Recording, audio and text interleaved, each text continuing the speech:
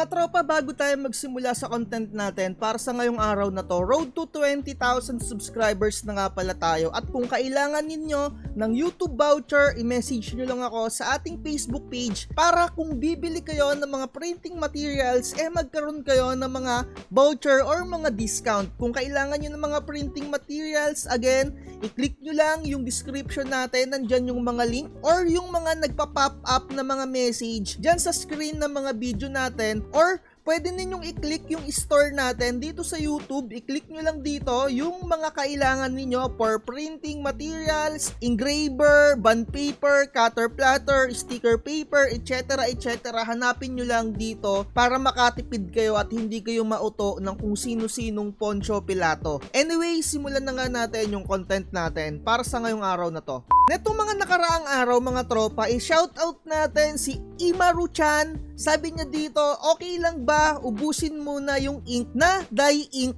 bago magpalit ng pigment ink kesa higupin yung pinaka-dye ink. Mga tropa, nung nagsisimula ako sa printing, naisip ko rin to kasi halimbawa nga bumili kayo ng pinaka-printer na which is eto yung mga nakikita nyo sa screen natin. May mga kasama yan na ink pag bumili kayo na which is yung pinaka-original ink nya na dye ink. And eventually, magkakaroon kayo ng idea, malalaman nyo na mas maganda palang gamitin yung pigment ink para sa mga stickers. So, kailangan nyo dyang mag-convert or pinaka-ibig kong sabihin, aalisin ninyo yung pinaka-ink na nilagay ninyo nung una, yung pinaka-dye ink na kasamang ink, tapos papalitan nyo siya. So, may mga nangyayari nga na kapag naghalo yung dye ink at yung pigment ink sa mga printer ninyo, makakasira yan sa pinaka-printer head ng inyong mga printer. Once na mag-combine yan or maghalo, talagang kung machachambahan ka, masisira yung printer head mo. Kung hindi ka maselan,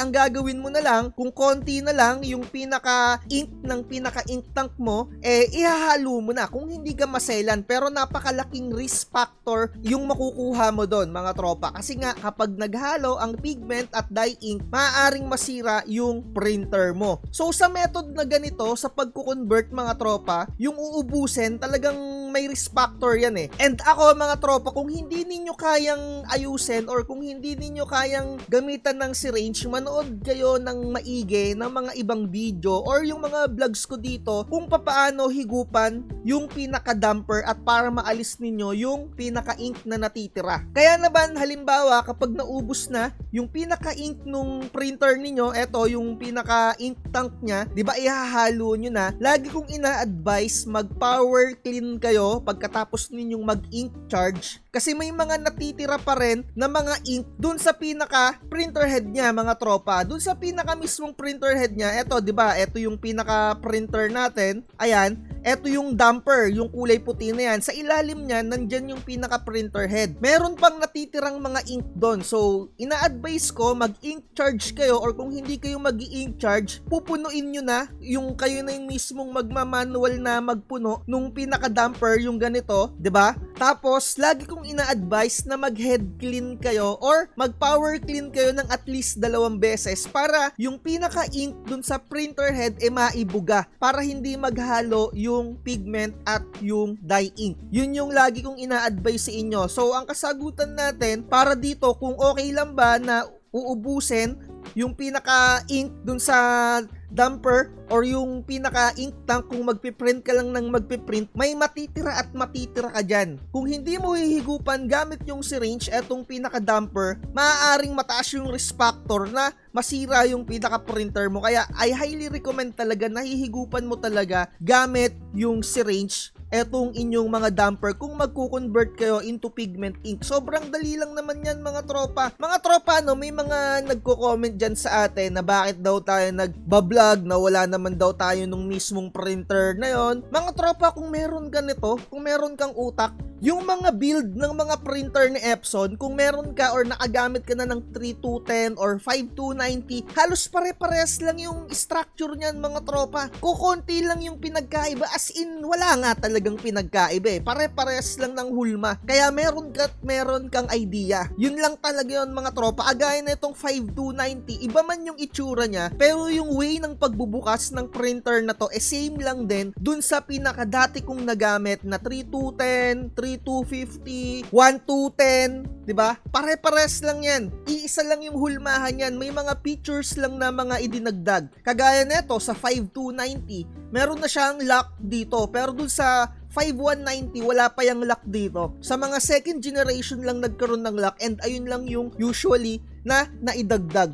Pare-pares lang talaga, as in konti lang yung mga enhancement na nangyari. May konting speed, may konting pagkaganda sa printer head. Halos pare-pares nga lang din yung mga printer head na itong mga first generation at second generation 'di ba? So ayan, napakadali lang buksan yung mga printer ninyo, kaya huwag kayong matakot mga tropa. Dalawa lang yung tornilyo niyan, dito tsaka dito sa kabila. Tatanggalin nyo lang yon, tapos iaangat nyo, and dito sa pinaka-lock niyan, napakadali lang sungkitin yan. Ito yung pinaka-lock, gaganituhin nyo lang, pipisilin nyo lang to, tapos aangat nyo na yon. Napakadali lang, as in. Kung natatakot kayong experiment or kung natatakot kayong kalikutan yung pinaka-printer ninyo, baka hindi kayo para sa printing business mga tropa. Napakaraming nagme-message sa akin, hindi lang 10, hindi lang 20. Nung nakuha na nilang buksan yung pinaka-printer, salamat at nagpapasalamat daw sila sa akin. Dahil alam nyo mga tropa, sa totoo, hindi nyo naman talaga ako kailangan. Ang kailangan nyo lang talaga yung konting magpupush para medyo lumakas-lakas yung loob ninyo at makalikot ninyo yung printer ninyo. Hindi yan masisira. Matibay ang mga printer natin. Basta dahan-dahan lang kayo sa pagbukas. Dito sa part na to, etong ribbon na to, hindi siya kasi dapat na, alam nyo yun, mahugot. Kung mahugot man yan, ibalik nyo lang mga tropa. Sobrang dali lang. As in. So, ayan kaya I highly recommend na talagang higupan nyo yung pinaka-damper. Sobrang dali lang yan. Kung makikita ninyo dito sa video na to, susungkitin nyo lang yan ng ganyan, matatanggal nyo na, and para magamit nyo yung syringe, ayan bibili kayo ng syringe, aalisin nyo yung damper, hihigupan nyo, uubusin nyo yung pinakalaman ng pinaka-damper na to, tapos salinan nyo na ng pigment ink. Kung may mga matitira-tira pa dito na mga ink, okay na yun mga tropa. Para sa akin, okay na yun. Yung konti man lang yung matitira doon. Kasi may mga matitira at matitira dyan sa loob yung pinaka, alam nyo yun, yung parang mga libag ng dye ink. So, eventually mawawala naman na din yun kasi malalagyan na yan ng pigment. Pero syempre, kung medyo masailan ka, nasa sayo kung papalitan mo yung damper or huhugasan mo, lilinisan mo. Yung iba, nililinisan pa nila, pinapatakan pa nila ng cleaning solution, pero sa akin mga tropa, okay na yung kahit na wala, basta mahigupan mo to at mailagay mo yung pinaka pigment ink, tapos punuin mo ng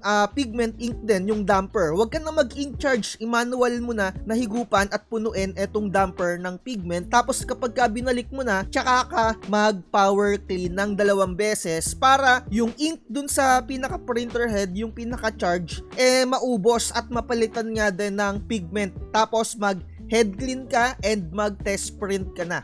Ganun yung gawin mo mga tropa kung magko-convert ka or kung galing kang na dye ink tapos magpipigment ink ka. Yung iba naman nire-rekta-rekta na nila pagka ubos ng ink, pagka higup nila dito, hihigupan din nila ng pigment, tapos yung iba nagpiprint na, pero ang unang lalabas na ink doon, dye ink pa rin kasi may mga natitira nga na ink doon sa pinaka printer head. Kaya doon sa method na gusto mo, kung okay lang bang magpalit ng pigment or yung uubusin muna, yung iba nagpiprint ng marami, nagpa-power clean, nag-head clean hanggang maubos. Hindi ko ina-advise yun mga tropa, yung magpa-power clean ka ng marami at mag-head clean ka ng marami para maubos yung ink mo at magpalit, kasi masisira yung pinaka-cupping station or yung pinaka-mechanism na naghihigop ng ink mo. The more na nag-head clean at nagpa-power clean ka, the more na mas mabilis masira yung pinaka-mechanism na yon, napupudpod at napupudpud yon. Kaya hindi ko nire-recommend sa inyo na mag-power clean at mag-head clean kayo ng marami para lang maubos yung pinaka-ink ninyo, tsaka kayo magko-convert. I-manual na ninyo. Sobrang mura lang na itong syringe mga tropa, 10 piso or 5 piso lang yan. Huwag kayong matakot, 'di ba? So kung talagang ganun yung method na gagawin ninyo, huwag kayong matakot, gamitan nyo ng syringe. Or else, bibili kayo ng bagong printer. Sa totoo lang, mas maganda talagang i-convert yung mga bagong printer kaysa yung galing ka ng dye ink. Pero pwede rin naman yung mga galing ka ng dye ink. Syempre, hindi naman tayo pare-parehas na kaya kagad sumugal or yung nagmamatapang, 'di ba? Ako, personally, yung una kong printer, talagang dye ink lang yung ginawa ko dyan kasi natatakot ka ako kasi baka masira kung ipipigment ink ko siya. And take note, kapag nagpigment ink ka na, wala na yung warranty. Kaya naman, naman yung iba pinapalipas muna ng 2 years bago sila nagpipigment, and yung iba okay naman once na nag-convert sila, and yung iba rin sa kasamaang palad nasira yung kanilang mga printer head. Kasi nga halos 2 years na nilang nagamit, or sabihin na natin laspag na yung pinaka printer head bago sila nag-pigment. Ganun yung nangyayari. Kaya nasa sa inyo yung pinaka choices mga tropa. Basta ang pinaka recommended ko, higupan ninyo gamit sa range. Wag na wag ninyong magpa-power clean kayo or mag-head clean kayo ng todo para lang maubos yung ink. Masisira yung pinaka cupping station nyo doon. Mapupudpud yung mechanism, and syempre mas parang mabubugbog yung pinaka printer ninyo. And kung todo naman kayong mag-print, syempre malalaspag din yung pinaka-printer ninyo, 'di ba? Nasa sa inyo 'yan. So ayun lang yung gusto kong idea na maipahatid sa inyo. Parang wala pa kasi akong content na pinaka-specific na tinatakil yung ganito, na kung okay lang bang ubusin or yung mag-power clean ka ng marami para maubos yung ink, or yung konti na lang yung ink tapos sasalinan mo ng pigment. Para sa akin hindi safe yung ganun nasa sa inyo kung ano yung mas okay para sa inyo, pero ako ibinigay ko lang yung details na sa nalalaman ko mas okay. So siguro dito na lang natin tapusin yung content natin na to, para kahit papano medyo maikli lang. Again, kung hindi pa kayo na pupuliduhan sa content natin ngayon, comment lang kayo dyan sa ating comment section, para kung meron pa kayong mga ilang katanungan magawan ulit natin ng content. Salamat sa patuloy na pagsuporta dito sa ating YouTube channel. Lagi kong sinasabi, research is the key, at wag na wag kayong magpapauto. Bye-bye. Di lahat ng nagpa-hype siguradong totoo. Sariling landas hanapin mo sa mundo. Tumarami ang ipalagbolero, dami ng tulad nila sa anywhere I go. Huwag masilaw sa makintag na tali, kahit alok ay golden parang palagi.